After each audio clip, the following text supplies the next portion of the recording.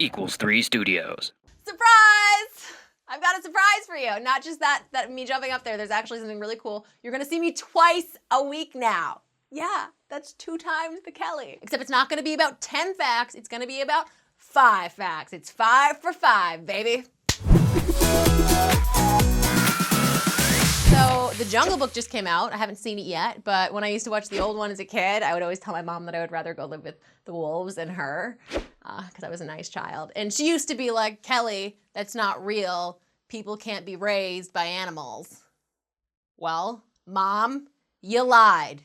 Here's the proof. Number 5. Amala and Kamala, the wolf girls of Midnapore. This is like the real life Jungle Book. In 1920, 2 girls were discovered living in a wolf's den in India. The girls were taken from the den and given to Joseph Singh. He was a reverend and he also ran an orphanage. Singh observed they had no traces of humanness in them. They would only eat raw meat and they refused to be dressed. They would just rip off all their clothes. Sounds like the guys I meet on Tinder. Wolf. Talking about you know who you are. Singh said that because the girls had spent so long walking on all fours, their tendons had shortened and they weren't even able to stand upright. The girls slept together, huddled on the floor, growling in their sleep, and they would even howl at the moon. The younger of the 2 girls, Amala, developed a kidney infection and died just a year after they were found in 1921. Kamala mourned her death, but then she became more approachable. Singh was able to potty train her and to even teach her a few words. Modern scholars take Singh's account with a grain of salt because while other people had met the wolf girls, there weren't too many witnesses to a lot of the behavior Singh described. That doesn't mean it's not real, Mom. Number 4. Marina Chapman, raised by monkeys. I think if I was gonna be raised by any animal, I would want it to be a monkey. Marina Chapman is an author who lives in Bradford, England, and her book, Girl with No Name, is an autobiography detailing her childhood in a jungle being raised by monkeys. Most publishers rejected her book because they were like, there's no way that this could be real. But Marina was not monkeying around. High five! 5 for 5. Here's like the Cliff Notes version of Marina's story. When she was 4, she was abducted from her village in Colombia and left in the jungle. A colony of capuchin monkeys took her in and they raised her as their own. They taught her survival skills like how to catch birds and rabbits with her bare hands. 5 years later, she was rescued by a group of hunters. But those hunters then sold her to a brothel, so I guess it wasn't really rescued, she was better off with the capuchins. I met a guy on Tinder named Hunter. Then she finally escaped the brothel, only to be taken by a mafia family who made her a slave. Can a girl catch a break? And it's like a classic tale of monkeys, abduction, brothels, mafia slaveries. Classic. Finally, Marina was rescued for real from being a mafia slave, and she went to live with a nice family in Bogota. She now lives in England, is married to a scientist, and lives happily ever after. I hear those monkeys still send her a Christmas card every year. Doesn't this make you want to go read Marina Chapman's book, The Girl with No Name? No, doesn't it make you want to listen to someone else read it? Well, guess what, guys? You can hear all about her living with them monkeys if you go to audible.com/smarteryou. Sign up for a 30-day free trial and download that book that we were just talking about. And I know right now you might be wondering, like, why is Kelly talking about audible.com? Like, because I love it, because I'm obsessed. I want to have its babies. Speaking of babies, audible.com has the largest selection of audiobooks with over 180,000 titles that you can listen to on your smartphone or tablet with a baby. All I'm trying to do is make you smarter, right? That's just my job. So please, for yourselves, go to audible.com/smarteryou and start your free trial and get smarter than you was. Number 3. Sidi Mohammed, the ostrich boy. In 1945, when Sidi was 6 years old, he wandered off from his family in North Africa. Sidi said that he found an ostrich nest with hatching chicks.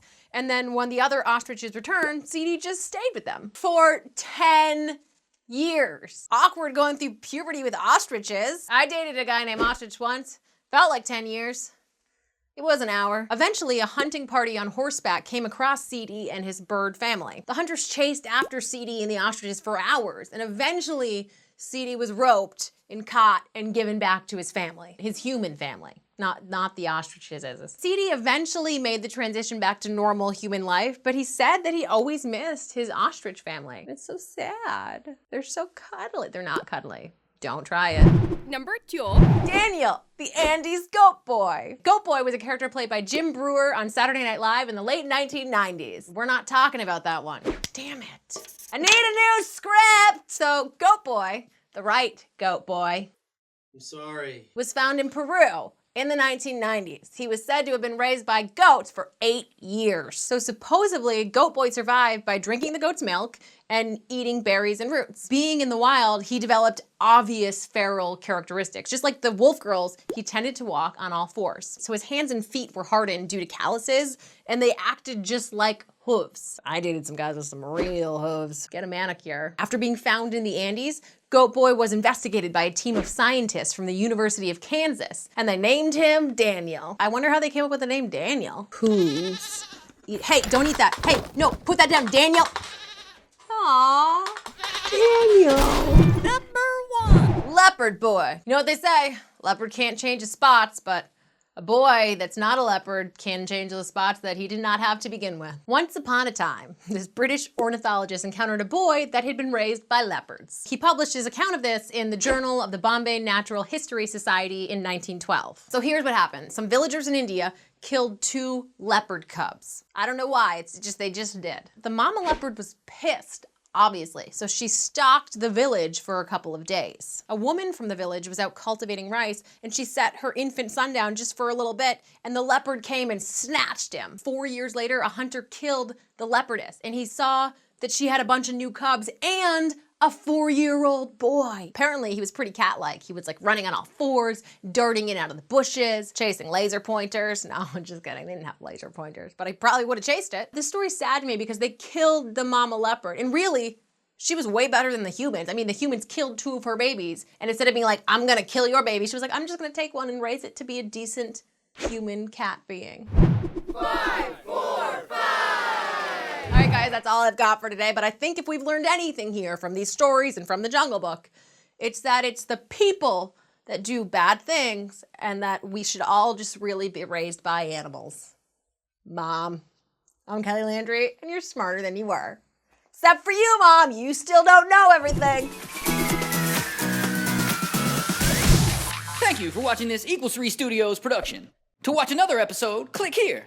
Also, don't forget to subscribe. And now, my Batman impression. My parents are dead. Thank you. I'm pretty sure I nailed it.